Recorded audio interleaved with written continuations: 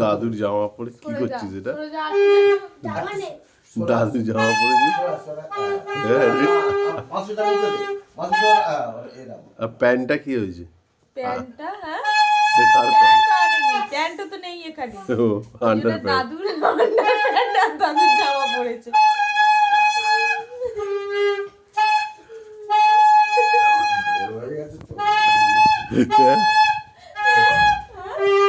এটা কি করছিস তুই? হ্যাঁ আরে বন্ধ কর, কানের মাথা খেয়ে নিচ্ছিস তো। হ্যাঁ